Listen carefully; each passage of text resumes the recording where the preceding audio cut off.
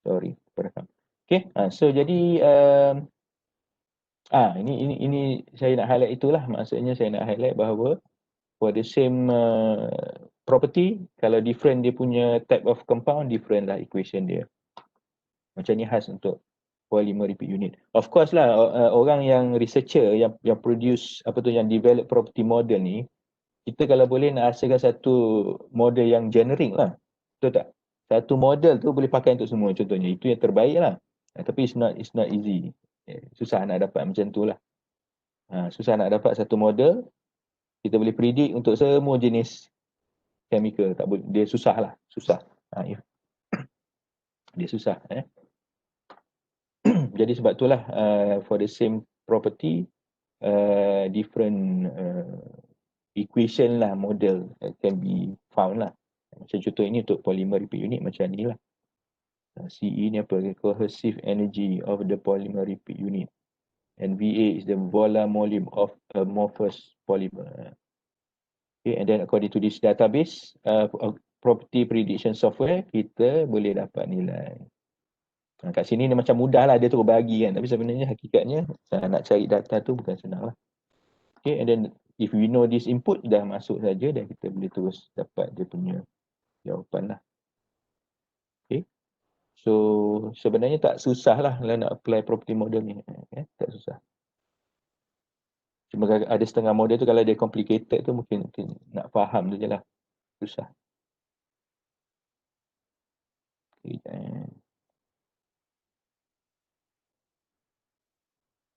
Okay, so tadi secondary property. So kita pergi kepada yang seterusnya, model for functional properties. Okay. So kalau functional property ni apa pula? Apa maksud dia? Kita ada primary, secondary, functional. Apa yang you faham?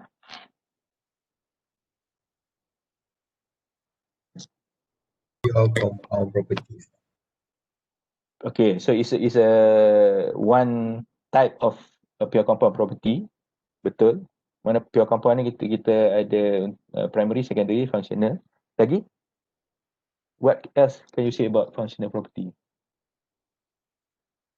Apa beza dia dengan primary dengan secondary? Sebab ketiga-tiganya juga adalah pure compound properties. Ada siapa boleh ini? In the function of temperature and pressure. Okay. So dia adalah a function of temperature and pressure. Mainly lah. Ada mainly, kalau kata sini, mainly function of temperature and in some cases function of pressure. Pressure ni normally kalau gas lah. Kalau gas, the effect of pressure ni besar lah. Okay, so dia kebanyakannya adalah a function of temperature, macam vapor pressure lah contohnya. Vapor pressure is a function of temperature contohnya kan. Dia mungkin juga secondary, dia macam keliru sikit kan. Tapi secondary is a secondary property of primary and it can also a function of other properties. Temperature pun ada properties juga. So functional ni sebenarnya boleh jadi juga primary jugalah. Okay. So functional, okay, a function of temperature lah mainly kan. Okay. So untuk step dia, pertama check database of availability of correlation coefficient. Correlation ni equation lah. Correlation ni equation. Kalau coefficient ni more to the parameters lah. Mungkin macam Antoine equation lah kot. You ingat lagi tak Antoine equation? So Antoine equation ni salah satu jenis model lah yang kita boleh gunakan untuk predict vapor pressure kan. You ingat lagi tak kalau mass balance kat table B4 kan? Table B4 kita ada A, B, C kan. So A, B, C tu adalah kita punya coefficient lah. Correlation tu adalah Antoine equation tu. So kalau available, kita pakailah ABC. Kita katakan ada satu pure compound. Katakan methanol. Okay, kita nak kira dia punya vapor pressure. Kita pun decide lah kita nak pakai Antoine. Tapi before kita nak pakai Antoine, kita nak tengok dulu ABC dia ada ke tak. So you pun buka lah table before. You pun tengok, oh ada dalam senarai tu methanol dia. Okay lah. So mana kalau available ni, if available, ABC tu contohnya you can use lah. You can use apa tadi tu? Antoine equation. Kalau tak ada, else use models based on the principle of corresponding state if available for necessary properties. Ini saya tak pasti apa maksud dia. Use model based on the principle of corresponding states if available for necessary properties. Otherwise, nombor 4 tu collect experimental data and regress parameter for a preferred correlation. Okay, kalau nombor 4 ni, kalau lah katakanlah tadi methanol kan, you tengok table kat belakang tak ada dia punya parameter kan, coefficient ABC tu. Jadi what you can do is that you carilah vapor pressure data kat sini nombor 4 collect experimental data. Mungkin you boleh cuba cari, you dapatkan vapor pressure data untuk methanol. Vapor pressure data ni maksudnya apa? Vapor pressure versus temperature lah. Maksudnya ada a range of temperature for each temperature tu dia ada dia punya value of vapor pressure. So menggunakan data tu dan menggunakan model end-to-end equation tu kita boleh buat regression lah ke fitting. Based on data kita regress nilai ABC tu supaya kita dapat a value lah, and then we can use that parameters untuk predict vapor pressure of methanol at whatever temperature yang kita nak lah, at within the range lah tadi tu kan. Okay, so itu contoh untuk functional properties. Okay, example. Okay, dia bagi kat sini example adalah vapor pressure and liquid density which are a function of temperature. So kita nak kena predict for acetic acid ethyl ester. Okay. So kita pun so dalam contoh ni dia refer lah CAPAC database. Nanti saya akan tunjuk nanti bila kita masuk kepada part software tu. So kita akan pakai software nama dia ICAS. ICAS tu maksudnya Integrated Computer Aided System, which is developed by DTU lah. DTU ni Denmark Technical University. So nanti kita akan tengok lah, so kita akan kita boleh tengok database ni lah, CAPAC database ni. So dalam database ni ada banyak property lah yang disimpan. So dalam database ni kita boleh dapat contohnya kat sini correlation representing the needed properties. So untuk contoh ni vapor pressure dia pakai Antoine. Untuk liquid density dia pakai equation yang ini. Jadi untuk kedua-dua equation ni dia memerlukan these coefficients ABC, ABCD. Okay, jadi so dalam database ni adalah correlation untuk compound ni, acetic acid ethyl ester. So bila ada tu kita masuk dalam equation ni kita pun dapatlah dia punya nilai. So seperti yang saya cakap tadi, challenge property model ni, property prediction ni ialah bila kita tengok database tak ada dia punya parameter, coefficient tak ada, dan kita pun tak boleh lah predict dia. Itu bila tak boleh predict nak buat apa? So kalau macam step tadi tu dia kata dapatkan experimental data. Kalau tak jumpa, you pun nak kena buat eksperimen. Kalau you nak sangat lah that the prediction value tu kan, you kena buat eksperimen lah. Buat eksperimen at maybe 5 different temperature ke, you buat eksperimen dapatkan dia punya data, and then you buat lah regression dengan model yang ada ni, you pun dapatlah ABC. Lepas tu you predict lah at whatever temperature yang you nak. Okay. So and then dia kata graph so ada graph lah. So yang ni hanya at ni ABC, ABCD, tapi T ni dia tak specify kan. Dia kata apa? Predict the vapor pressure as a function of temperature. Dia tak beritahu specific temperature yang dia nak kita kira. So kita boleh make a graph lah untuk melihat dia punya range. Contohnya macam kat sini. Okay, kalau you tengok ni sebelah kiri ni. So ini adalah vapor pressure versus temperature. So kalau you nampak ini ada curve kan. So from this curve, so curve ni dibina based on model tadi lah, model Antoine tadi tu kan.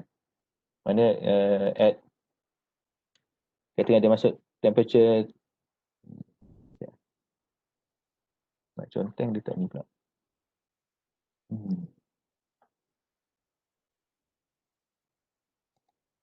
Ni tak conteng. Okay. Contohnya, let's say the temperature is at 20, dia pun masuklah dalam equation end-to-end, dia pun dapatlah vapor pressure dia sama dengan somewhere around 1000. Dia masukkan nilai temperature at 26 dalam equation end-to-end tu, dia pun dapatlah dia punya temperature around, vapor pressure around katakan 12,500 contohnya. So dia punya graf ni macam mana dia sangat smooth, mungkin dia punya sela temperature tu kecil. Mungkin 20 dia masuk dalam end-to-end dapat nilai vapor pressure. 21 pun dia masuk, 22, 23, 24. Tapi kalau satu-satu tak smooth ni mungkin lagi kecil. Mungkin 0.5 ke 0.2. So dia dapatlah graf macam ni. So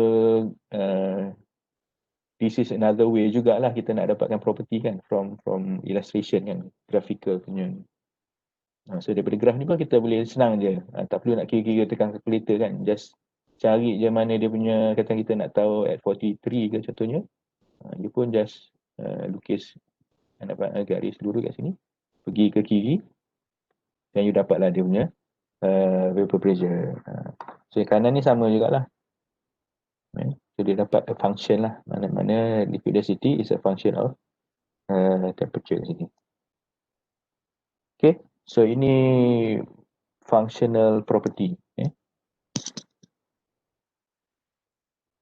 So bila kita katalah kita nak tahu vapor pressure, katakan nanti you buat plan design project kan. You ada satu reactant. You pun nak tahu dia punya vapor pressure. You pun Google cari-cari, rupanya you tak dapat equation. Yang you dapat apa? Diagram ni pun boleh masuk dalam you punya database. Database you dalam bentuk diagram. Ada yang dalam bentuk nombor-nombor, ada yang dalam bentuk diagram macam ni. Jadi kalau you nak dapatkan vapor pressure, ni lagi bagus kan. You dah ada a range. You dah pergi kepada whatever temperature of your process.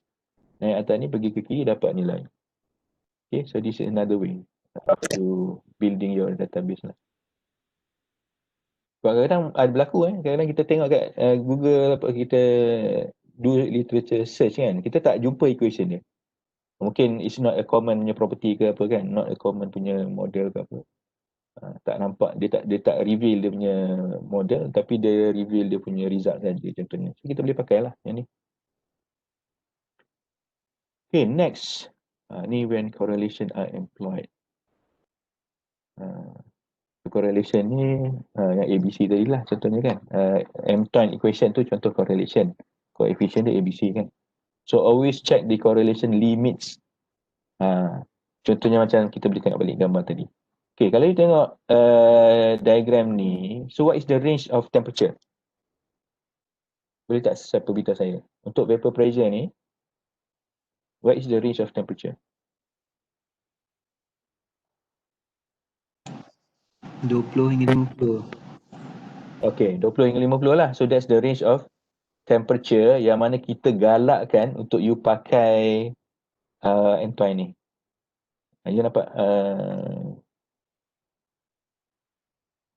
dan nilai ABC ni kan. Nilai ABC ni. Nilai ABC ni dia tapi ini sebenarnya ini from input kan. Sekejap. Okay. Mungkin saya silap sikit. Okay. So yang ni tadi you kata range lah. Okay, betul lah. So range of temperature kalau ikut diagram ni adalah 20 ke 50. Betul tak? Tapi kita tak tahu range of the ABC tadi sebenarnya ni. Yang ABC ni, yang kat sini. Betul tak? Aduh, mana pula. Yang saya petakkan tu lah. Saya petakkan ABC tu. Kita tak tahu range dia apa. Betul tak? Sebab yang diagram ni adalah based on apa yang kita masukkan sebagai input, which is the temperature kan. So, apa yang you kena pastikan ialah dia punya range of ABC ni. So, normally kalau you ada bersama you lah buku mass balance tu, buka belakang tengok dekat table before tu, kalau you tengok kolom sebelah kanan sekali dia ada bagi range. Temperature range kan. So bila you nak pakai model ni, you kena pastikan ABC parameter yang you pakai tu mesti for temperature dalam range yang dinyatakan kat table before tu.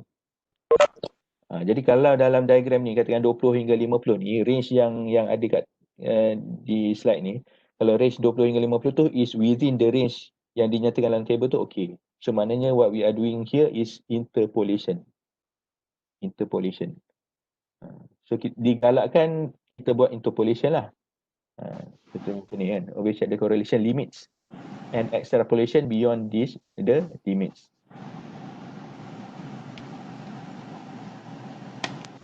Sebab contohnya, yalah saya rasa semua aware kan pasal extrapolation ni kan. Contohlah kalau kita ada satu graf macam ni kan.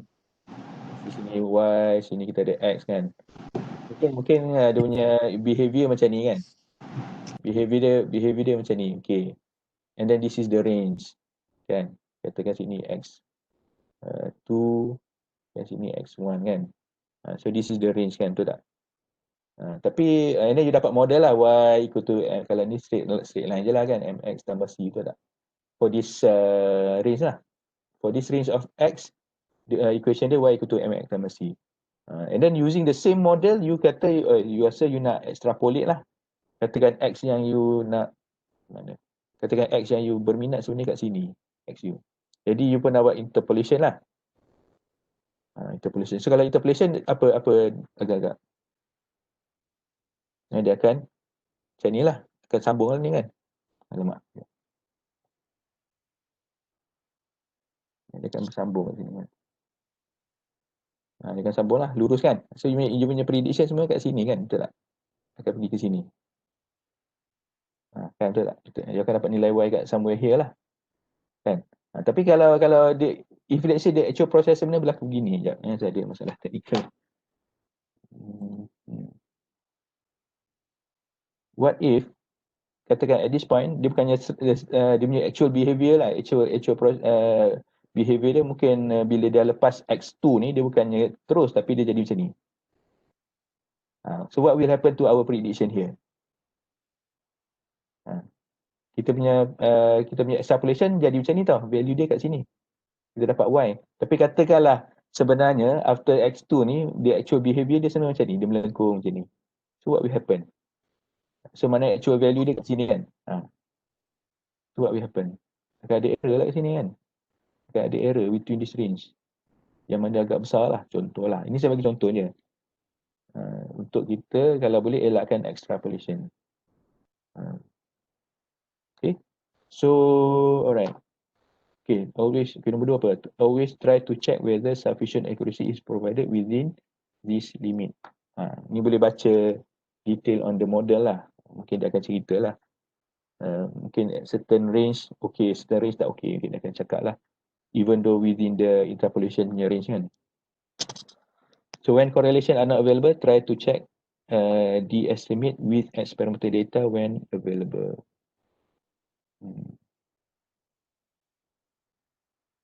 Perform cross-validation if possible. When correlation are not available, try to check the estimate with the mungkin untuk yang macam ni lah kot. Dalam kes macam ni, kalau you do extrapolation, mungkin range of the models dia ada tu tak cover range yang you nak predict tu. So what you can do is that maybe you can compare lah nilai yang you predict tu with experimental data contohnya. Kan, contohnya you check at this point contohnya. You check at this point, atas sebelah kanan tu, maybe you check at this point, you ada data kan. You check data dia, oh okay. So mungkin kalau you nak di antara kedua-dua point ni pun, you still boleh interpolate contoh lah. Tak tahu lah you faham tak apa maksud saya. Kan? Ni for the case where you do interpolation lah. You buat interpolation, you dah sampai kat sini kan, this is your interpolation punya point ni kan. Katakanlah at this katakan you bawa sampai ke Y axis ni, kita katakan nilai Y kat sini, you ada data dia. You ada data, you can check dia punya data, experimental data, you check. You check, oh okay, lebih kurang. So maksudnya kalau you nak buat interpolate, you nak extrapolate around this range pun, still boleh diterima lah range ni. But you dah check at this point, dekat dengan data. So maksudnya, mungkin until X3 ni pun dia masih menunjukkan behavior yang sama contohnya. Okay, maknanya you kena double check lah whatever estimation that you do, kena double check lah if possible. Cross validation ya. Okay. Okay, next kita pergi pada mixture pula. So tadi kita ada 3 type of property. Apa dah? Tak sejam. Okay, so bila live ni dia lama sikit kan? Kalau video ni dia rakam je kan?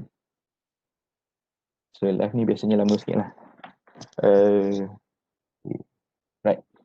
So mixture so mixture okay, model for mixture properties commonly encountered in chemical based product design. Maknanya banyak kita punya produk ni is based on mixture lah. Kita tak, jarang lah kita ada based on apa yang dekat rumah you, produk, chemical product dia bukannya mixture, ada tak? Apa chemical product kat rumah you yang bukan mixture, ada tak? Cuba tengok keliling, ada tak? Air mineral lah. Air mineral pun. Ayolah air mineral. Air mineral lah. Yang lain selain daripada tu. Apa? Produk-produk semua. Yang you post dulu dekat Padlet dulu. Ada tak yang bukan chemical? Bukan mixture. Tak ada. Tak ada kan? Dah lah mixture macam-macam dia bubuh. Biasa kalau you tengok belakang shampoo kan macam-macam kat tu kan. Banyaknya dia bubuh kan. So banyak.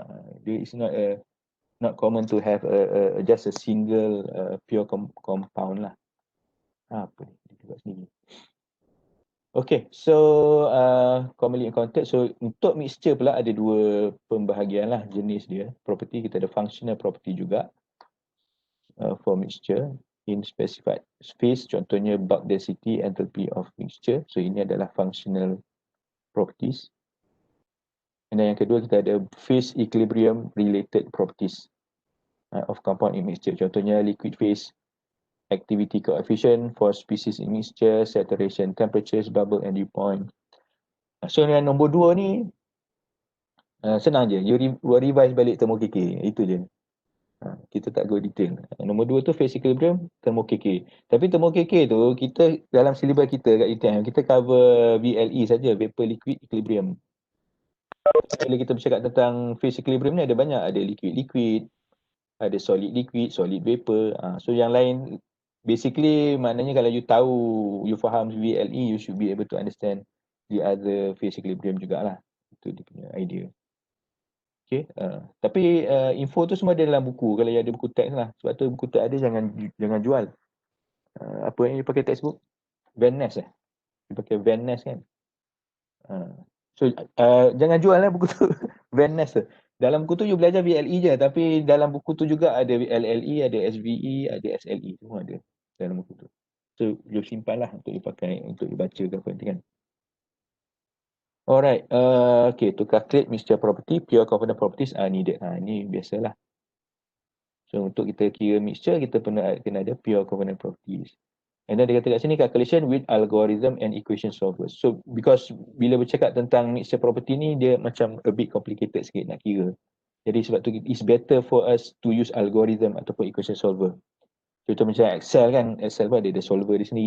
Contohnya kalau macam MATLAB, kan MATLAB tu dia ada algorithm, you boleh buat algorithm kan, you boleh design dia punya algorithm and then how to solve it. So kena ada lah software. So kita tak boleh nak buat manual lah, memang tak ni lah. Sebab tu nama dia computer aided molecular design. So computer aided tu lah yang kita kena ni lah. Okay.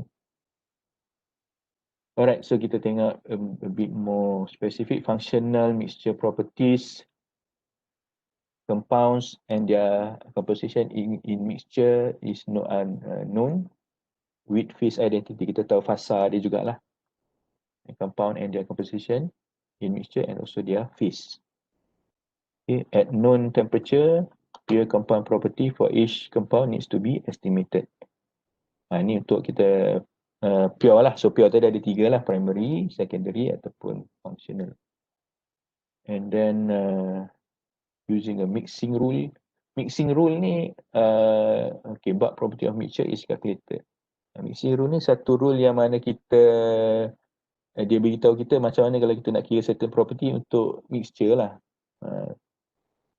Contohnya macam apa, kalau you ingat lagi mass balance, mass balance lagi kan, ataupun ITE dulu kan, you nak kira molecular weight of a mixture, macam mana you nak kira? Ingat lagi tak? Equation untuk molecular weight for a mixture depending on the composition kan. Kalau composition you adalah mole fraction, you boleh darab saja mole fraction of component A darab molecular weight of component A kan, campur mole fraction of component B darab dengan molecular volume, molecular weight of B kan, then you akan dapat terus dia punya apa tu, molecular weight of the ni kan. Itu contoh lah mixing rule lah tu. Contoh. Okay, cuba ini just a term lah, which is you dapat dipanggil mixing rule. So ini apa, QM. So ni ada automatic keluar. Macam mana ni? Aduh, tak apa. Okay, so so dekat sini dia bagi pada part ni lah. Maknanya theta node, theta node are ideal and theta E is excess mixing term. Okay, so when excess mixing term can be neglected, bulk mixture property is simply the molar average of pure component properties. Ni kita tengok balik. Excess property ni you belajar kan, termo, KK. Tapi itu ni just definition sajalah. Ni apa. So jangan jadi macam ni lah. Kalau theta ini kosong, tak ada excess term ni, so dia akan jadi macam ni lah. Mixing. Dia basically macam summation saja kalau you tengok macam ni. Macam tadi saya cerita lah. X ni apa molar ni kot. Mole fraction lah sepatutnya. Okay, model for excess property term may vary with property and specific phase. Okay, sorry. General definition. More specific, we go specific lah. Ni functional mixture property. Okay, ni kita dah. Dah ni. Sorry, confusing pula.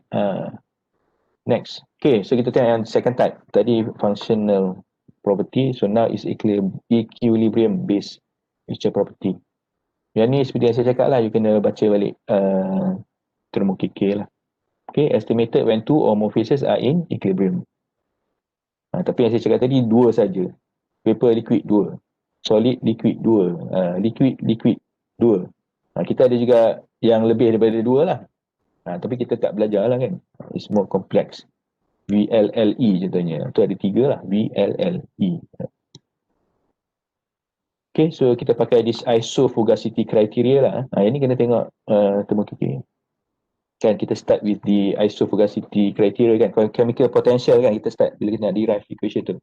Chemical potential of each phase sama and then kita convert kepada fugacity lah. Okay, isofugacity criteria for VLE, LLE and SLE are ni. Dia akan bila you kembangkan equation akan jadi macam ni lah. So yang first kali adalah VLE lah yang you dah belajar itu dulu kan. Yang sebelah kanan ni adalah untuk describe dia punya vapor phase sebelah kanan. Yang mana P adalah total pressure, YI adalah mole fraction dan yang ini apa panggil ni? VI. Ini adalah fugacity tu lah. This is the fugacity coefficient. Dan kat sebelah kiri ni kita ada XI which is the mole fraction of the liquid phase. Gamma I adalah activity coefficient. VI set. NPI set is the vapor pressure. Kan so vapor pressure tadi adalah yang pure tadi tu lah, yang apa tu? Functional kan, pure component property. Yang gamma I ni activity coefficient dengan fugacity coefficient ni adalah contoh mixture property lah. And ini LLE, ini adalah SLE. SLE ni kita perlukan data heat of fusion. Ini adalah and juga TM. So you ingat lagi tak data H fuse dengan TM boleh kira guna Marey-Rogani kan? Marey-Rogani kita boleh pakai. Dan since dia melibatkan liquid phase, so adalah gamma activity coefficient ni adalah liquid phase punya punya description lah. Jadi untuk mana-mana phase equilibrium yang mana ada liquid ni, dia memang akan ada pengiraan untuk activity coefficient gamma I. Okay. So gamma I ni banyak model lah yang kita boleh gunakan. Okay. Alright. Okay, ni yang sama lah. Ni just okay, ada descriptionnya sebenarnya. Okay, fugacity coefficient. Melting point. Ni just description of the term. Okay. So ini just go through je lah. So detail you kena refer balik kepada apa tu? Termo KK. So VLE ni contohnya bolehlah kita boleh gunakan untuk kita identify solubility contohnya. Kita ada certain solvent, kita nak tahu certain solid berapa banyak dia boleh larut dalam solvent tu, so kita boleh pakai SLE. Daripada SLE tu kita boleh dapatlah nilai solubility XI ni. Okay. Jadi dalam computer aided molecular design ni, kalau kita nak design solvent, so SLE ni antara equation yang penting lah. Dia akan digunakan dalam fasa untuk identify dia punya performance lah. Once kita dah pilih pure compound dia apa, kita dah pilih mixture apa yang okay, yang stable apa semua, and then kita akan tengok dia punya performance. Katakanlah ada 5 candidate, so kita nak tahu daripada 5 candidate tu yang mana yang paling candidate solvent lah, antara 5 candidate solvent tu yang mana boleh larutkan certain solute paling banyak contohnya. So kita of course akan pilih yang terbaik lah. Dan barulah kita pergi kepada eksperimen untuk kita really check experimentally betul ke based on apa yang kita dah kira tu, that certain candidate tu adalah yang terbaik lah. Sebab mungkin kita ada 5 candidate, kita kira guna SLE, katakanlah yang terbaik adalah solvent ketiga contohnya. Yang kedua terbaik adalah keempat. Ketiga terbaik yang ke-1 contohnya. So 3, 4, 1. Kan? Bila you guna SLE yang tu turutan dia. Tapi bila you eksperimen dia boleh jadi berbeza lah. Okay, so saya tunjuk buku tu lah, Van Ness. Okay, and then yang lain-lain ni tak ada apa-apa lah. So mass balance ini untuk yelah, untuk dapatkan XI, YI semua tu contohnya mungkin you nak kena buat mass balance dan sebagainya lah. So ini hasil lah, output yang kita dapat from VLE. Kita dapat this lah, bubble points, dew points, and then the phase diagram. Solution of LLE, kita dapat dia punya amount and composition of each liquid phase at equilibrium. Kan, bila dia bercampur and then dia hasilkan 2 layer, so what should be their composition in each phase contohnya. And then SLE adalah yang itulah, solubility tadi yang saya cakap, dan juga inilah saturation temperature composition curve. Mana curve tu kita boleh identify lah what should be the solubility at certain temperature contohnya. Okay, so example, okay, ini table, examples of needed specification, properties and properties model parameters for two-phase equilibrium calculation. Okay, contohnya macam problem kita tengok. Katakanlah kita kena kira activity coefficient using, okay, Unifact is a model lah. Apa activity coefficient model yang you guna dulu, you belajar? Ingat lagi tak? Model apa yang you gunakan dulu bila nak predict activity coefficient? Tak ingat? Ingat tak? Apa ya? Margulis ya? Ke apa? Ke Venla? Ada banyak lah. Ada banyak model. So ini adalah Unifact. Unifact ni is a type of group contribution model. Nanti saya akan tunjuk dalam buku Van Ness. Contoh lah. So Unifact ni based on group contribution, which is sesuai untuk computer aided molecular design lah. Sebab kita nak building block tu kan. Cuma yang macam, you ada tak buku Van Ness bersama you? You boleh tengok model. Contohnya Venla ke apa? Wilson ke apa? Wilson, Van Ness, Margulis contohnya kan. Kalau you perasan model-model tu, dia punya parameter dia based on molecule. Based on molecule. Dia bukannya based on group. Jadi kalau based on molecule ni tak berapa sesuai untuk computer aided molecular design lah. Tapi kalau Unifact ni dia is a group contribution based model. Maknanya dia punya parameter dia tu adalah based on functional group lah. Okay. In fact yang Marie Rogani ni pun dia punya first order groups tu dia ambil, dia samakan dengan yang ada dalam Unifact. Unifact ni lama dah. Unifact ni tahun 75 model dia. Marie Rogani ni 2001 kan. Okay, so apa? So kalau ni you boleh tengok lah. Specification needed, you need to know the temperature and pressure, temperature and composition.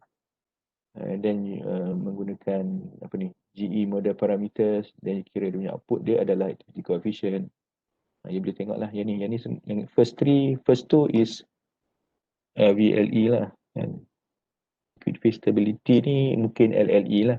When you add two liquid together, it must be stable kan. And then solubility ni SLE lah. Okay. Alright, so itu saja untuk property prediction sejam. Ada apa-apa soalan tak? So seperti yang saya beritahu sebelum ni lah, kalau you tanya saya property model ni macam mana nak dapat? You kena cari lah. Kena cari. Itu je jawapan saya. Kalau nak tahu. Dan kalau you tengok input untuk model tu mana nak cari, pun sama. Kena cari. Kena cari tu use your information searching skill lah. Kata kan. Ada tak soalan?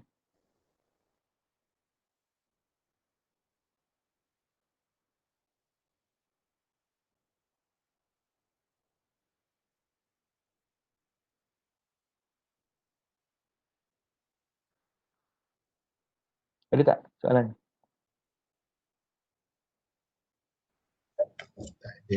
Tak ada. Okay, kalau tak ada, okay lah. Kalau tak ada, boleh berehat lah sekejap. Saya tak ada prepare apa-apa aktiviti untuk hari ni. Jadi saya pun lecture pun dah sejam kan. Jadi saya pergi rehat lah sekejap dalam 10 minit. Mungkin kita jumpa balik 12 suku. Boleh? Boleh ada. Okay. So 12 suku lah kita jumpa balik Okay, alright.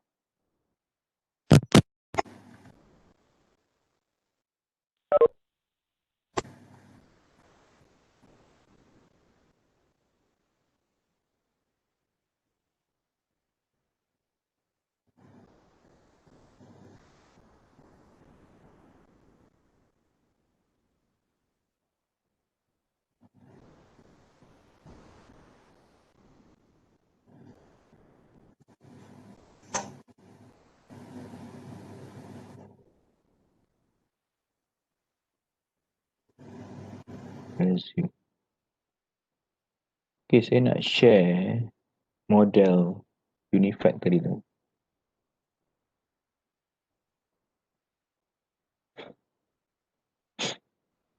Nampak tak? Appendix G. Nampak. Okay.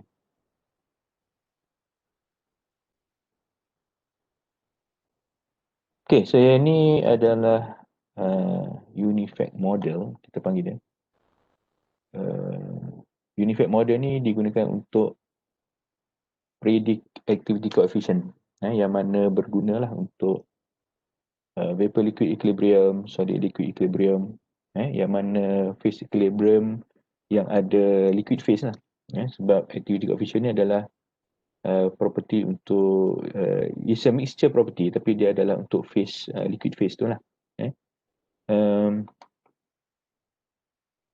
Dan seperti yang saya beritahu tadi, Unified model ni adalah based on dia adalah group contribution type of model. So kalau you tengok equation dia, saya rasa you pun dah familiar kan dengan equation termo ni kan, yang mana dia ada banyak anak-anak dia tu kan. Okay, yang ni adalah general equation kalau you tengok G7 tu. So tu adalah general equation untuk Unified. Ln gamma I equal to ln gamma I C campur ln gamma I R. So gamma tu activity coefficient kan, I tu adalah compound kan. So sini kita panggil dia combinatorial punya part, yang mana dia ambil kira molecular size and structure. And then sebelah kanan ni residual part, yang mana dia ambil kira interaction between functional group tu. Okay.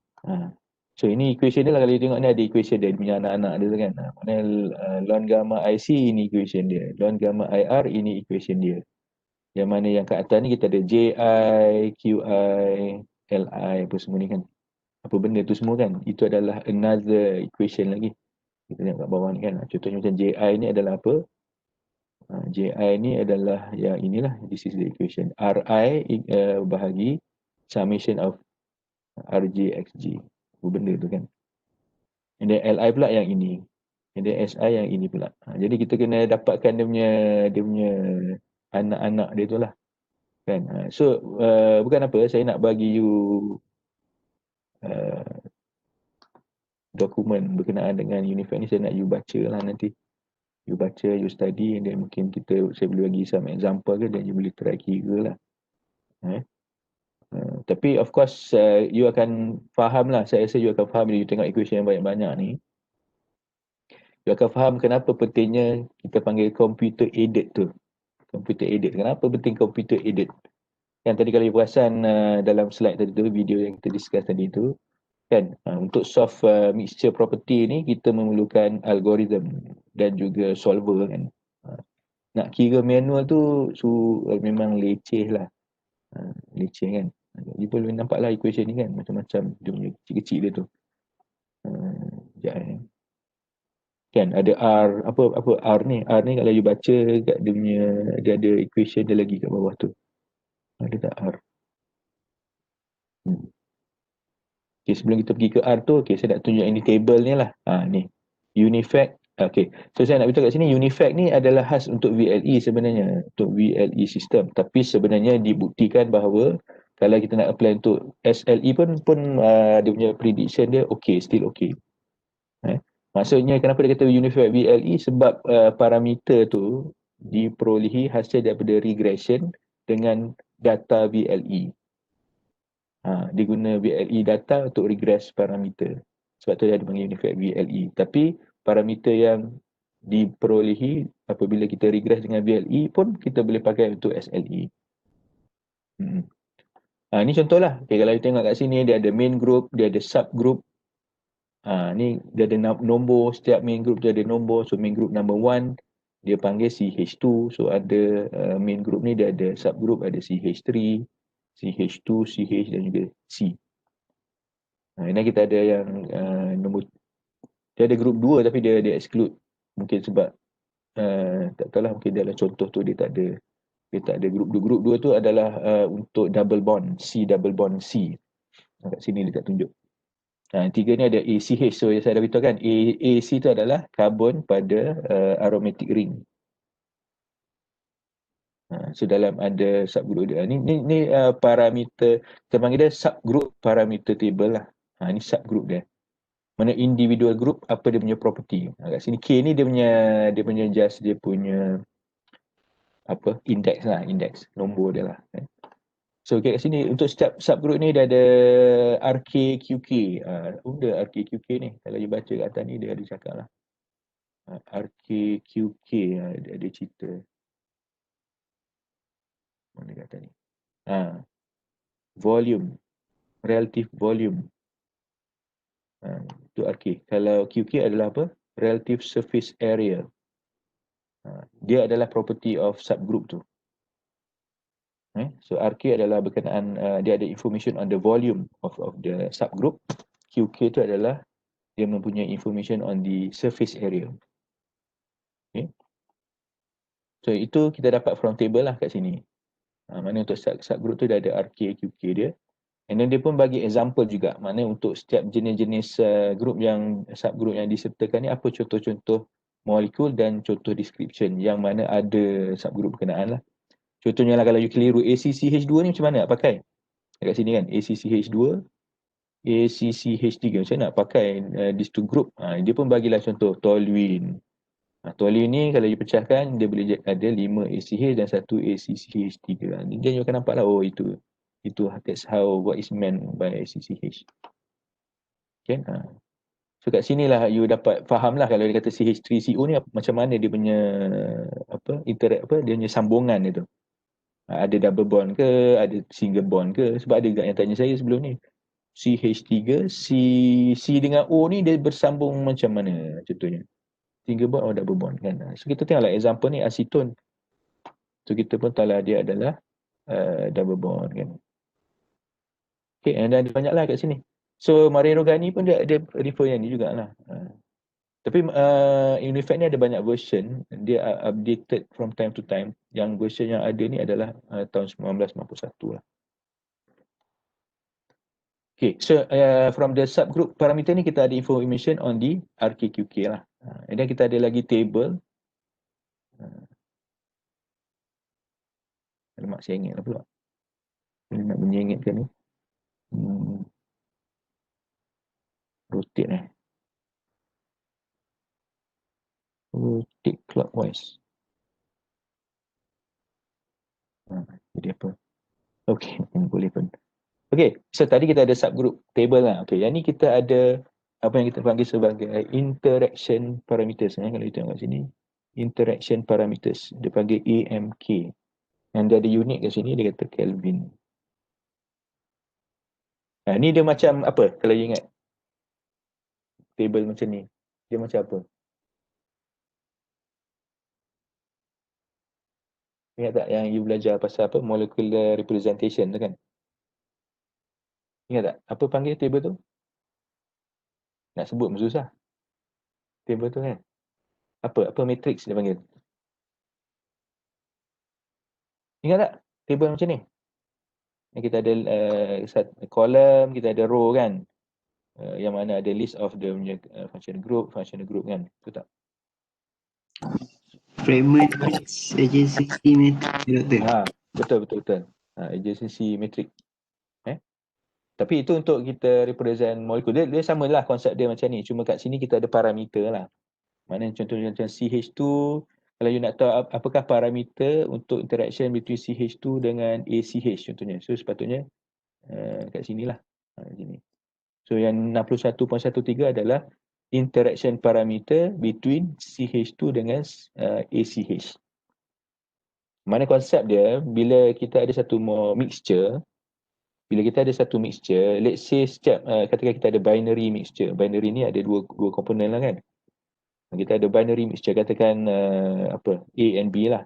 A kita pecahkan kepada subgroup kan. B pun kita pecahkan kepada subgroup. So mana dia ada campuran subgroup yang berbeza lah. Kita bayangkan lah dia macam ada satu campuran subgroup yang berbeza. So for each subgroup tu dia mesti ada interaction. Itu konsep dia lah. So mana ini adalah parameter dia lah. Untuk setiap antara setiap functional group tu dia ada interaction value dia lah. Interaction value dia. Okay, so ini adalah dia punya values lah. Okay. So macam mana dapat nilai ni semua? Okay, ini adalah parameter yang di-regress lah. Di-regress dengan VLE data. VLE data tu dia regress, dapatlah semua nilai ni. Dan awak regression ni bukan straightforward lah, susah lah sebab it's a non-linear punya equation. You pun nampak dia punya anak-anak dia lagi kan. Dah jadi pelik lah.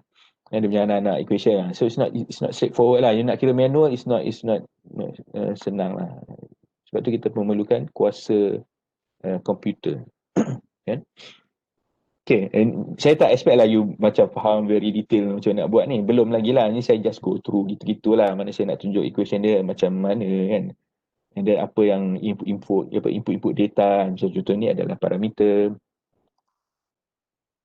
Kan, dan apa lagi. Kita ada counter clockwise. Okay. Ni dah betul kan. Saya nak tunjuk lah. Ini input lah, yang kat sini input. Ini input. Ni mana macam RKQK ni ada source lain lah yang mana yang kita yang boleh kita refer lah untuk dapatkan nilai ni. And then based on equation, based on parameter table, then barulah kita boleh guna lah untuk kita. Ni ada lagi equation. Tadi yang RI tu macam dah dapat lah. RI macam ni. Jadi RK kan from table tadi. RKQK ni from table. VK ni adalah dia punya occurrences lah. Maksudnya dalam in one compound I tu ada berapa subgroup K, dan dalam tu maksudnya yang VK ni lah. Dan semua ni lah. Banyak dia punya anak-anak kan. Bawa ni barulah AMK ni adalah kita punya interaction parameter. Kat sini lah yang kita pakai parameter tu. Ni AMK ni. Okay. Dan dia ada function of temperature.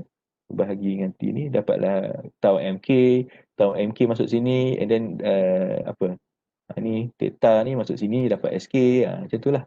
Dia macam tu anak-anak dia. Kita tak nak discuss dia direct macam ni lah, kita discuss dia punya equation saja yang ada dah tu. Macam nak pakai. Lepas tu ni contoh lah. Maksudnya okay, for binary system diethylamine 1 ni maksudnya komponen 1 lah. And heptane, component 2, at 305.15 Kelvin. Find gamma 1 and gamma 2 when X X1 equal to 0.4, X2 equal to 0.6. Sebab unified model ni is a function of temperature, pressure and also composition kan. Jadi kita kena bagi nilai lah, maksudnya dia punya composition berapa, dia punya temperature berapa, dia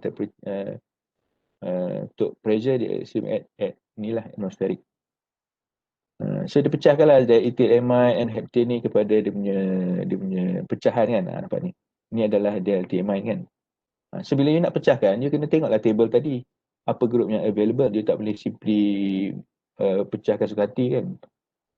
Sama dengan sebelah kanan ni. And then kita yang ada group yang terlibat untuk binary ni adalah hanyalah CH3, CH2, CH2NH dan juga apa itu saja kan. CH3, CH2, CH2NH. Ada 3 je compound yang terlibat tu tak? So daripada table tadi kita extract yang berkaitan saja. Contohnya macam ni. Ni RKQK ni, okay, untuk subgroup ni ini je, 3 ni je. Ini dia punya index, ini dia punya value lah. And then dia punya occurrences. Nombor 1 ni adalah apa tadi tu kan? Ethyl amine, diethyl amine. Yang kedua adalah heptane. So VK1 dalam komponen 1 ada berapa banyak of this subgroup dalam ni. Ni dia ni lah. So you pun kira lah apa yang diperlukan. You kira RI dulu. And then boleh kira QI pula. And then boleh kira QEKI. And then dah dapat EKI. So kita boleh ambil value ni. Ni from table tadi tu. Interaction parameter. So interaction yang ada adalah antara apa? Kalau kita tengok balik atas. Okay, mungkin table ni tak ni. Macam mana interaction dia tak ada extract pula.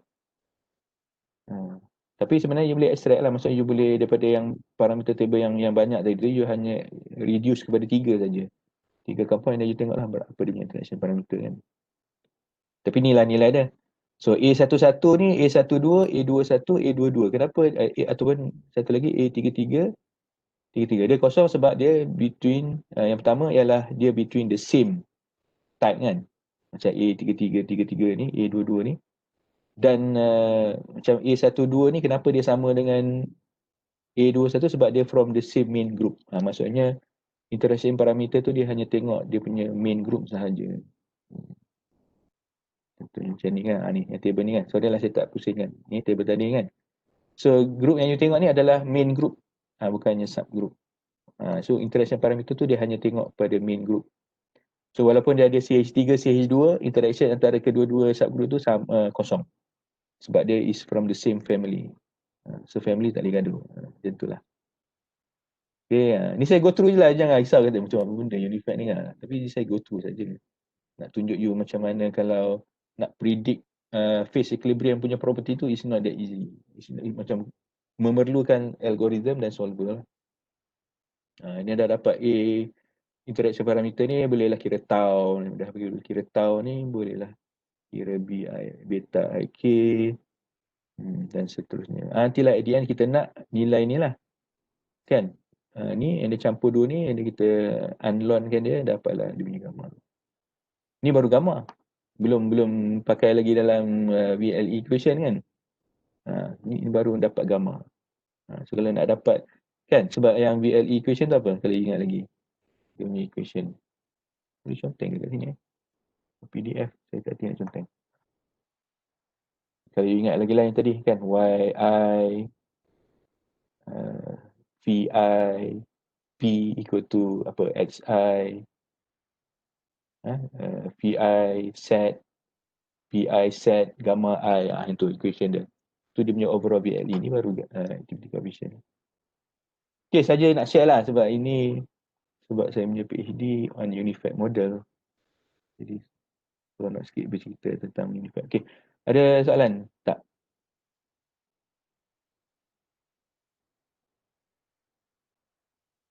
Tapi inilah yang bila kita nak buat computer aided molecular design, benda tu yang kita kena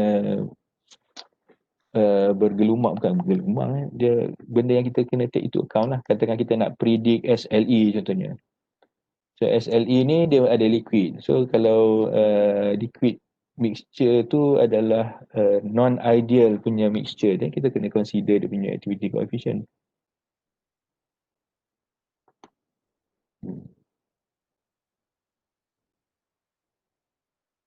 Tapi itulah, kalau kita dah ada algoritma, kita dah ada macam MATLAB contohnya. Kita dah ada satu MATLAB coding yang boleh kira VLE. Kan senang pakai je. Cuma saya nak tunjuk kalau you nak buat manual, then would be impossible lah nak buat kan. Jenuh lah. So, kalau you dah ada algoritma tu. Sebab benda ni normal. Unifact is a common punya model kan. So, I'm sure coding ni dah ada di luar sana, di literature kan. Okay, so setengah jam lagi. Saya minta maaf lah, ini banyak lecture, kurang aktiviti. So kita just nak sambung sikit lah syllabus. Sebab minggu depan dah cuti mid-sem kan. Selepas cuti mid-sem tu cadangannya mungkin kita akan ada kelas untuk belajar guna software lah. Dan nanti you akan pakai software ni lah. Software ni ada kat sini. So mungkin you kena pakai remotely lah nanti. Guna team viewer ke apa tak. Okay, so kalau kita tengok balik outline ni, so kita dah cover property prediction. So ada 3 lagi lah ni. Sebelum kita pergi ke case study, kita ada problem formulation, dan kita ada software. So software ni ICAS lah yang kita akan belajar nanti lepas mid-sem break. And then solution approach ni sikit je lah untuk tunjuk macam mana kita boleh solve menggunakan software ni. Ini last sekali kita tengok case study lah. Mungkin kita ambil 1-2 saja contoh case study. Okay. Banyak jugalah chapter 4 ni nak kena cover. Chapter 4 ni core lah. Kita orang pun baru first time mengajar kursus ni, semester ni. Jadi saya rasa mungkin chapter 1 dengan chapter 3 tu kita ambil masa terlalu lama lah. Lepas tu chapter 1 tu seminggu pun dah boleh selesai kan. Chapter 3 pun sama kan. Jadi kita boleh fokus more sepatutnya pada chapter 4 ni. Tapi tak apalah. First time mengajar subjek ni. Okay. So kita akan discuss sikit lah tentang problem formulation ni. Nampak ke slide ni? Nampak, Doktor. Okay, so dia punya tajuk mathematical formulation of molecular and or mixture design problem. Okay, so molecular mixture design problem can be described in a context of a generic mathematical representation. So komputer ni dia faham bahasa matematik, bahasa ialah programming, and then dia faham matematik lah. Betul tak? Komputer ni. Jadi kita kena translate kita punya problem tu into a mathematical representation. Supaya komputer tu dia faham nak kena buat apa. Sebab kita nak guna komputer kan, komputer aided molecular design. Kita nak menggunakan komputer. Jadi kita kena translate it into mathematical representation. Ini contoh dia lah. General punya representation. So ini kita panggil dia, ni optimization punya formulation. Tapi saya tak pasti you dah belajar ke belum optimization. Dah belajar ke? Pernah belajar ke optimization?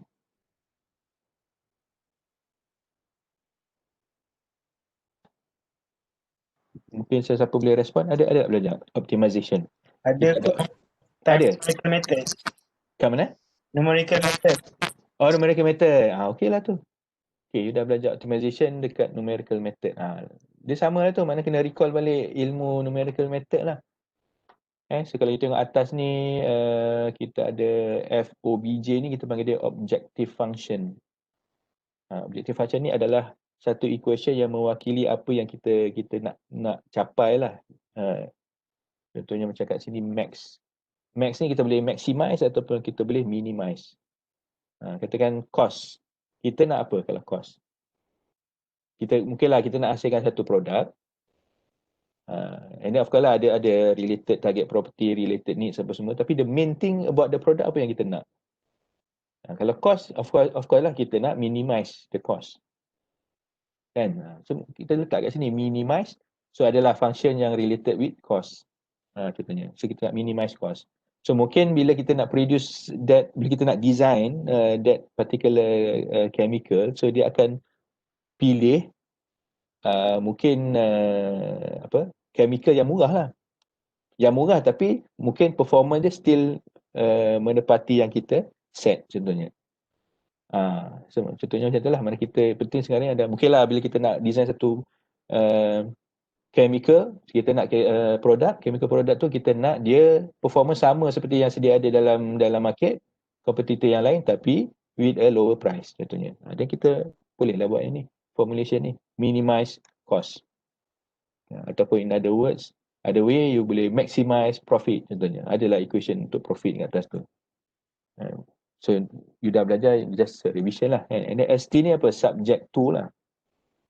Subject tu list of apa semua ni. Ini adalah constraint kita panggil. Untuk mencapai, untuk maximize untuk minimize the cost, apa constraint dia. So, maksudnya dia akan menjawab, okay, you nak minimize cost boleh, tapi ini syarat-syaratnya. Lebih kurang macam tu lah. Subject tu macam syarat-syarat dia lah. In order to minimize cost, ini syarat dia.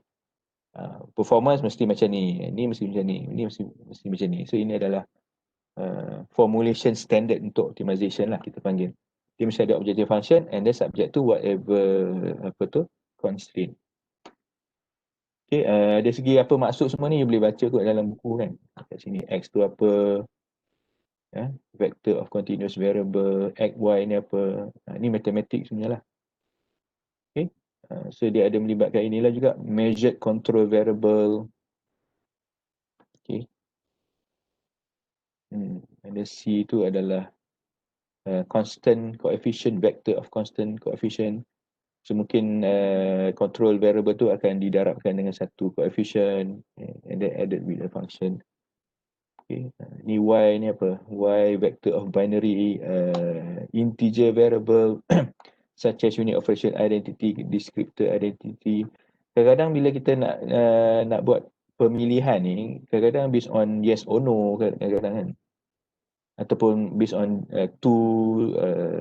selection, kita nak pilih yang mana satu, so kita boleh pakai lah yang ni, binary integer ni kan, untuk kita select. Sebab CAMD ni is basically algorithm ni melibatkan pemilihan lah, objektif optimization kan, dia melibatkan pemilihan antara banyak pilihan kan, itu optimization. Okay, so itu Y lah. And then okay, equation 4.21 ni melibatkan process model equation kat sini. So maknanya bila kita nak design property produk ni, so mungkin dia melibatkan juga proses model. Model proses berkaitan dengan proses ni lah, mungkin proses untuk hasilkan dia ke apa kan. Kalau this ingredient proses dia macam ni kan, kalau macam ni. So proses lah basically, maknanya kena ada satu constraint on the process, contoh. And then equation 4.22 hingga 4.25 ni, okay, dia adalah melibatkan property.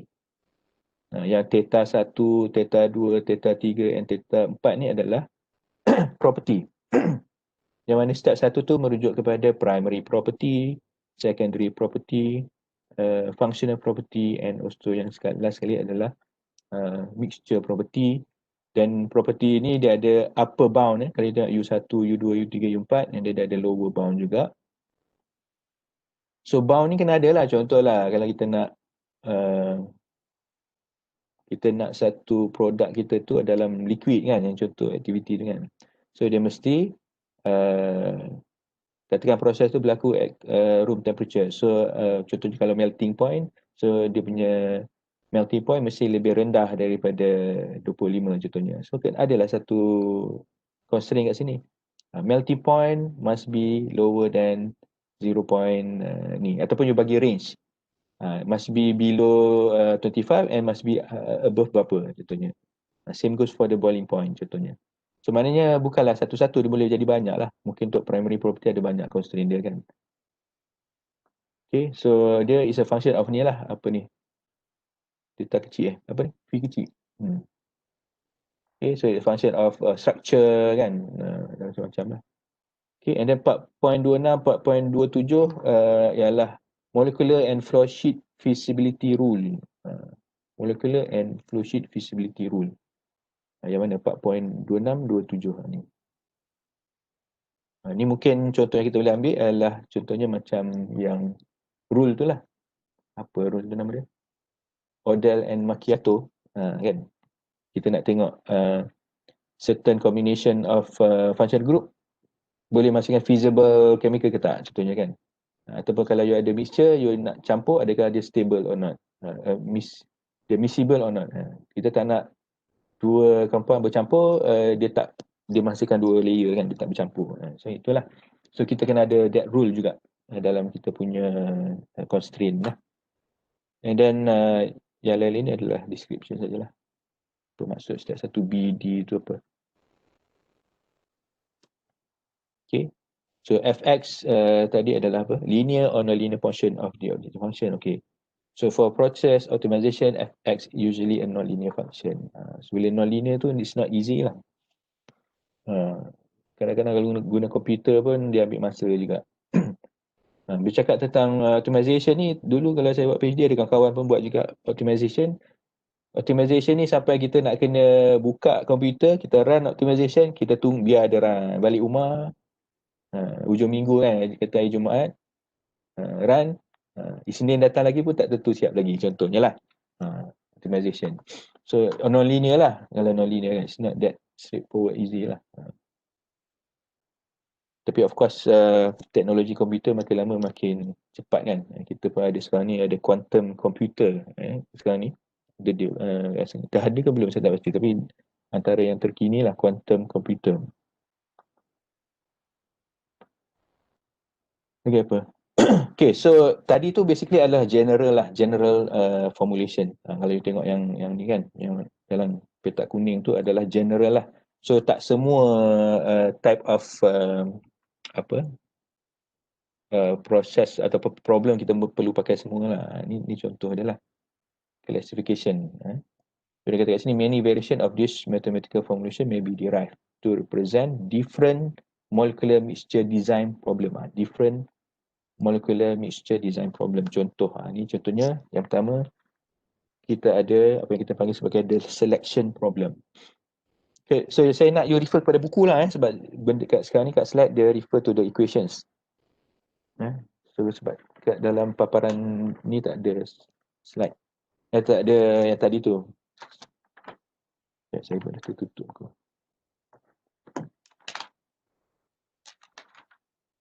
Okay, so you boleh refer balik. So kalau yang ini the selection problem, find molecule that satisfy a set of target properties. Find a molecule that satisfy a set of target property. Kita nak tahu, kita nak generate molecule lah kat sini kan. So dia kata kalau untuk problem macam ni, kita hanya perlu satisfy equation 4.22 until 4.25. Maksudnya yang berkaitan dengan temperature range, property range tadi tu kan. Ya, ada upper dengan lower. Kan.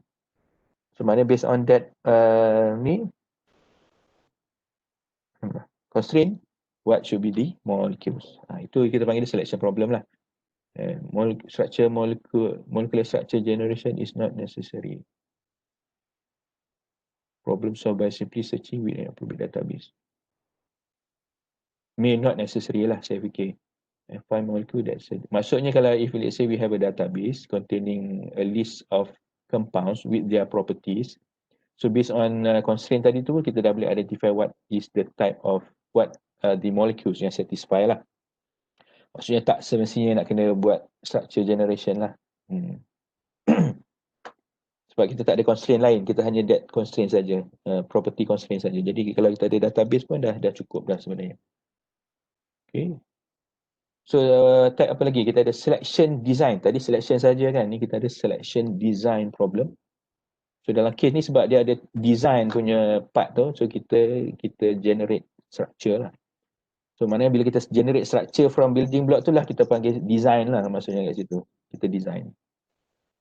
So maknanya kita ada equation 4.26 ni, dia memastikan ada the generated ni adalah feasible. Feasible of generated and tested matches with design properties. So design ni, kan kita ada building blocks kan. Design ni, it is possible also to produce molecule yang tak wujud. Apa maksud tak wujud maksudnya molekul yang tak ada. Tak ada, mana tak wujud lah. Kan? You ada banyak building block. And then you boleh campur-campur kan building block tu untuk menghasilkan molekul kan. Molekul tu dia boleh satisfy all the rule. Tapi dia boleh juga jadi satu molekul yang tak wujud lah. So kalau katakan molekul yang kononnya tak wujud tu you dapat, you generate, and then bila you buat screening ke apa nanti at the end itu yang terbaik. So maksudnya you boleh synthesize lah that molecule kan. So it's like a new finding lah, macam contoh gitulah. It's like a new finding. Mana you jumpa, oh this is a new chemical yang you synthesize yang bagus lah untuk extraction ni as a solvent contohnya. Okay.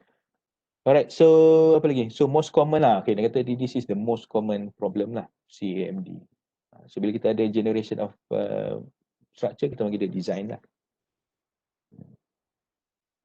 Okay, so ini kita ada apa lagi? Kita ada optimal design problem. So in addition to satisfying equation 4.26 and the ni range tadi, molecular structure that maximize the profit function.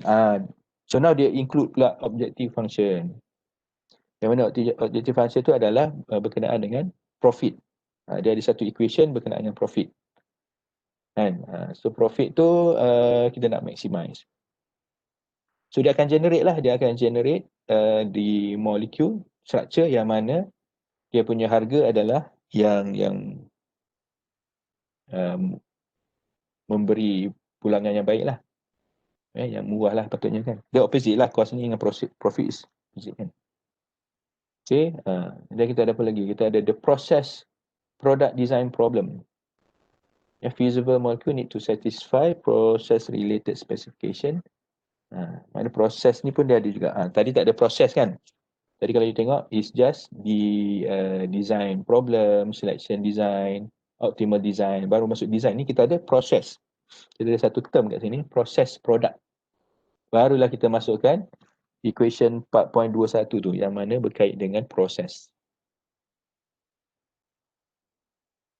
Okay, maksudnya kalau kita tak masuk proses punya ni pun tak apa. Kita just design je dia punya produk, apa yang sepatutnya menepati apa yang kita nak, and then barulah fikir macam mana nak produce that product. Maksudnya barulah kita pergi kepada proses design. Mana kita tak buat serentak lah, kita buat satu-satu. Kita design the product first, then only we design the process. From there barulah kita cari mana yang ni. Tapi kalau kat sini kita dah masuk siap-siap lah. Maksudnya whenever we want to design our product, kita dah take into account the proses yang mungkin terlibat untuk menghasilkan. Mungkin untuk menghasilkan certain produk ataupun chemical ada banyak proses kan. So optimization tu dia akan pilih lah mana proses yang memberi mungkin akan maximize tadi ni lah. Tapi kalau kat sini mungkin dia tak masukkan okay, yang ni case yang mana tak ada objective function kat sini. Dia hanya ada process specification and then 4.27 dari segi flow sheeting punya feasibility kan, flow sheeting tu, and then dan property constraint tadi. Okay, involve simultaneously design of product and process that produce it. And then yang last kali ni, the optimal process product design problem, barulah kita apply semua. Semua kita apply. Objective function ada, process equation ada, property constraint ada, dan juga feasibility yang berkait dengan structure, dan satu lagi feasibility yang berkait dengan flow sheeting lah. Contohnya, you dah belajar ke heat integration? Dah belajar ke heat integration?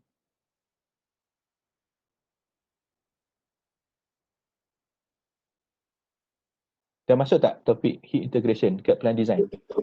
Belum, Doktor. Belum. Okay. So kalau heat integration nanti you akan belajar lah certain sebab bila you nak buat heat transfer, certain, mungkin you dah belajar dulu kan heat transfer. Certain condition you tak boleh nak transfer heat. Kalau you nak transfer heat lah, certain condition tu dia tak boleh nak transfer heat. Contoh lah, so if itu contoh constraint untuk flow sheeting lah maksudnya. Maknanya untuk certain proses ni dia tak boleh berlaku contohnya. So dia tak obey lah rule tu kan. Okay, so inilah type jenis-jenis problem lah kat sini based on mathematical formulation tu dia ada beberapa jenis lah. Dan untuk kes kita tu kalau tengok tadi dia kata kita more to yang inilah the selection design lah. Selection design. So kita pun dah belajar kan how to the molecular structure generation, kita dah belajar feasibility and then property model pun kita dah identify. So now is the formulation lah. So maknanya contohnya kalau yang ini the selection design, apa yang penting kat sini dia kata okay, first one is the constraint kan, property constraint 4.22425 ni you kena dapatkan lah. Kalau you dah dapatkan target properties, you kena identify dia punya range. Range of target property. Contohnya macam flashpoint, you tak nak you punya product to be flammable. Okay, so you nak flashpoint dia within what range? You kena cari lah, benda ni literature lah, you kena cari from literature. Ada apa lagi? 4.26 4.26 tu you boleh pakai yang tu lah, yang apa? Odell and Macchiato tu lah. Maknanya you just need to prepare the equation sajalah, ST tu kan. Dia tak ada objective function lah untuk case ni. Right? Apa lagi? Oh dah apa tu.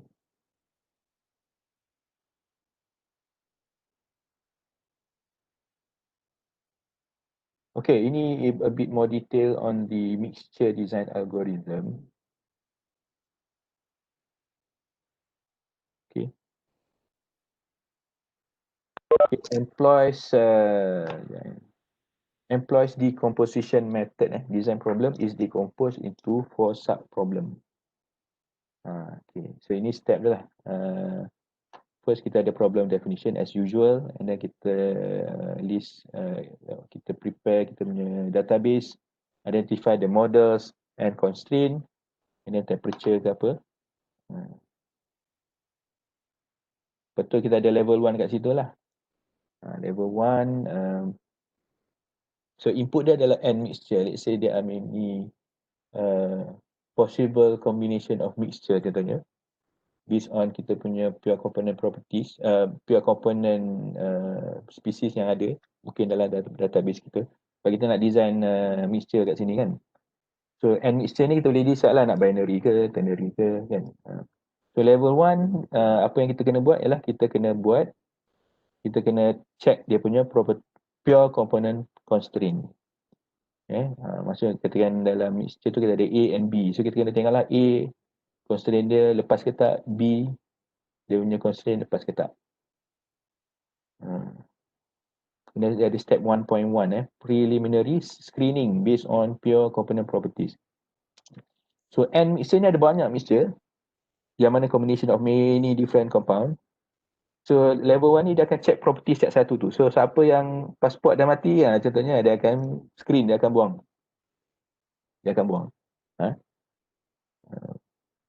Okay, so pure component properties of chemical in database and main ingredients are compared with respect to target properties.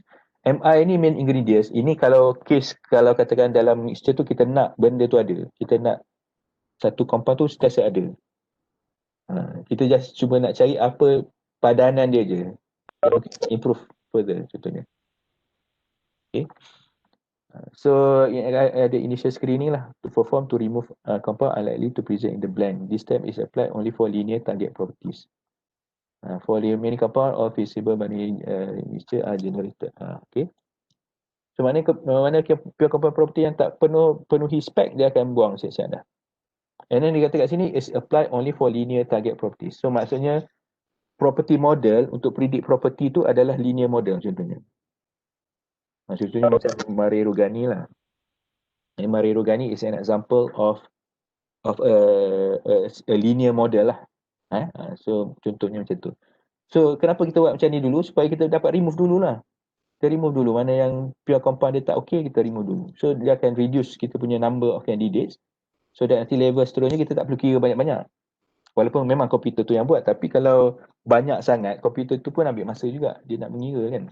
Dia nak kira, nak screen dan sebagainya. Okay. So it would be, so sebab tu dia panggil decomposition. Dia buat step by step dulu. Dia remove dulu mana yang tak okay. Dan yang kedua ni ialah dia check stability pula. So mana yang dah okay, pure component tu dia check stability. Maknanya komponen A dengan B tu dia boleh bila bercampur dia miscible tak? Ke dia tak miscible? Ke dia masukkan dua separate layer kan? So tak boleh lah. So dia remove dulu. Mana yang tak okay, yang mana tak miscible dia remove dulu. Tu level 2 And then kita pergi kepada level 3. So kat sini linear constraint. So apa? Mixture composition are adjusted given the desired okay. Ni more to constraint yang linear lah. Ini dah masuk mixture lah kat sini. So mana yang mixture property, yang mana dia adalah linear equation, dan kita boleh pakai kat sini lah. Kenapa linear dulu? Sebab linear is a simple model. So kalau kita nak pakai for many candidate, it would be better lah. Easier lah compared to nanti kalau complicated model yang kompleks kita nak pakai untuk yang banyak tu jadi susah sikit. Jadi kita apply yang linear dulu. Linear constraint. Barulah dia pergi kepada non-linear constraint. So ni mungkin dah masuk tadi itulah yang phase equilibrium punya property kan. Dia non-linear apa semua kan. So level 4 ni mungkin dah sikit lah. Mungkin asal tadi ada banyak mixture. Tapi sebab ada yang masalah dekat pure component property, ada masalah kat stability, ada masalah kat linear constraint. Maknanya semua tu dah dibuang. So, bila dah dibuang tinggal sedikit lah candidate. So bila tinggal sedikit barulah kita apply non-linear constraint. Okay. Faham so ini general idea dia lah dari segi algorithm dia. Mixture design algorithm, detail algorithm tu kena buat lah guna MATLAB ke programming ke whatever lah. So tapi kita ajari soalan kita tak buat lah programming kan dalam kelas ni. Kita tak adalah buat MATLAB. So kita akan pakai ICAS nanti. ICAS tu semua dah built in kat dalam. Semua dah ada built in kat dalam. Kita just tekan butang je. Okay, ni example tapi itulah masa dah pukul 1. Nanti you boleh tengok lah you boleh baca ini. So this is on gasoline blend problem. So you boleh tengok lah. So for a gasoline blend problem, given the target properties and their models. So kalau kat table ni you boleh nampak lah. Kan, apa yang ada kat table ni ialah function ni needs kan. And then these are the target properties which have been translated, and then dia dah bagi dia punya range dah. And then dia punya model lah. Model untuk kira setiap satu property ni kan.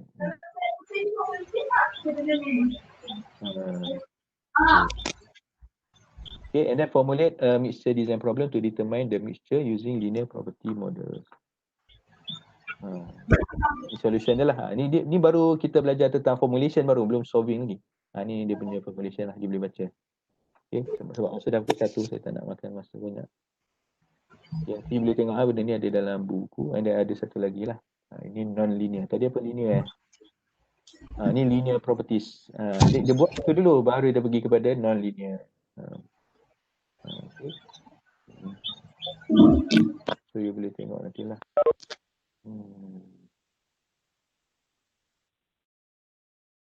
Ini you boleh tengok lah. Ini dalam buku dia. Ni dia dah cerita je a wide range of chemical formulation product yang mana the design problem is solved using CAMD. Nanti you boleh go through saja lah. Solvent mixture yang kita pun dah discuss sebelum ni kan semua. Minimum cost additive. Minimum cost mesti ada total objective function lah kan untuk minimize the cost. Polymer formulation. Specific combination of raw material and processing is required. Processing dia kata kat sini kan. Processing. Specific combination of raw material and processing. So maksudnya mungkin kena ada process model lah kan. Processing kan. Processing is also an important issue. So kena masuk model on process. Jadi kita ada oil blend. Okay. Additive. Ni saya saja boleh go through lah. Example pesticide, release of pesticide ni semua kan, drug delivery. Okay, so itu sajalah. Okay, so basically hari ni itulah nak tengok ini saja formulation, mathematical formulation. So you just need to understand that problem tu kita kena tukar kepada bentuk matematik supaya komputer tu boleh baca, boleh faham dan dia boleh tolong kita untuk solve kita punya problem lah. Okay. Alright. So itu saja untuk hari ini, dan selepas cuti semester nanti kita akan masuk kepada software lah.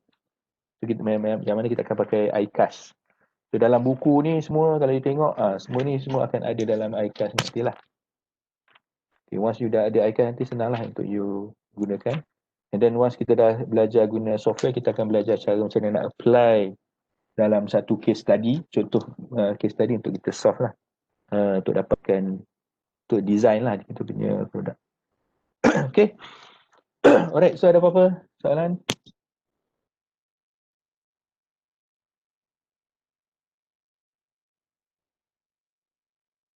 Okay, kalau tak ada, itulah cuma kerja rumah yang saya nak bagi. Bukanlah kerja rumah. Aktiviti sikit lah saya nak bagi. Mungkin saya akan share dalam e-learning nanti yang part yang Unifact tadi tu, just nak you go through. And then mungkin saya boleh bagi you contoh sistem ke apa, dan mungkin saya boleh minta setiap group cuba solve lah.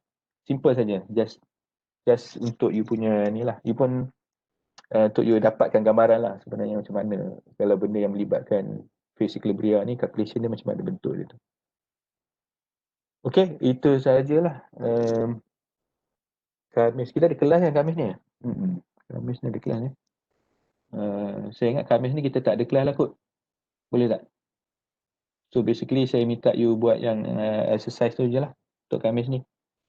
Sebab basically kita dah cover dah up until yang tu. Until sebelum software tu. Sebab nanti software tu kita ada perancangan mungkin kita akan buat overall kot. Semua sekali, satu batch. Bukannya ikut kelas.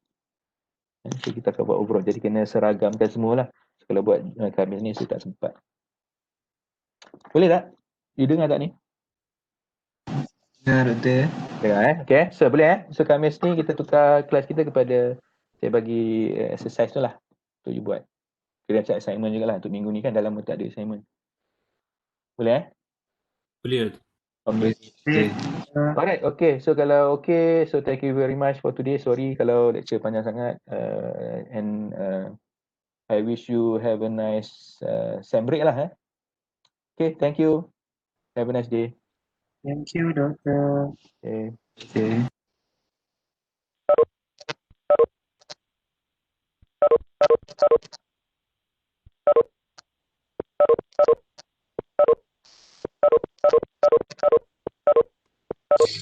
Thank you, Doktor.